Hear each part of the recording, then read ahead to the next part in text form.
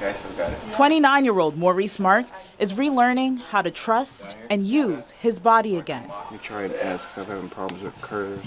Life is different now for the Boynton Beach native. We first told you about Maurice last year as he worked toward his private pilot license on the same airfield in Boca Raton where black pilots trained during World War II. Some of those pilots became Tuskegee Airmen. A few months after earning his private pilot license, Maurice was in a motorcycle crash. The last thing I remember is I was tucked down and I was on a bike, so, just waking up laying in a hospital bed and looking at all my loved ones, and I'm just like, doing a check, you know your body better than anybody else. I knew my arm was gone.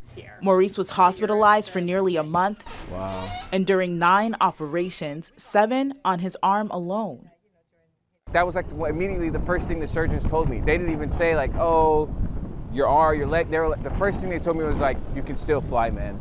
That's like the very first thing I heard. All I just imagined was just like a split second just being in a cockpit again. After rigorous occupational and physical therapy and an unwavering support system in his friends and family, that vision came to light.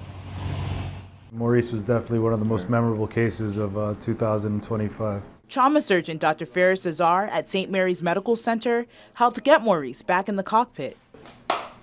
We do what we do, but we don't have good outcomes if the patients don't put in their work. And he's not only put his work, he's gone above and beyond. Dr. Azar also connected Maurice with Hanger Clinic, where experts are building his electronic prosthetic arm. So the muscles that he has in his shoulder, he'll be able to flex them, and the different muscles that he flexes will control his devices. As an inspiration, Hanger also introduced Maurice to the story of one of their long-term patients, Zach Anglin. I have to squeeze on the yoke like that, and I can make right turns, left turns. The first quad amputee licensed commercial pilot flight instructor in the world. On his first trip back to the sky, Maurice was joined by his flight instructor and best friend since middle school, Joseph Albergo, who's been by Maurice's side as he adjusts to this new reality. I knew he was a soldier at heart. I knew he would fight and prevail. And what's next? Maurice is eager to get back into Lynn University's aeronautics program to eventually learn how to fly commercial flights. The first time I went to visit him, it was 3 days post-accident. Still a little messed up.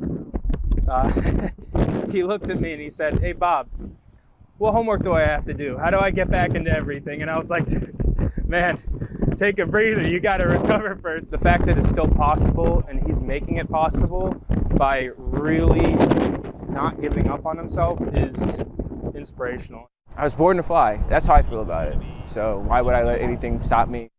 And Maurice served in the U.S. Army for 4 years prior to attending Lynn University. His prosthetic arm will be custom fit for flying and reaching controls, and it will be completely covered by the VA.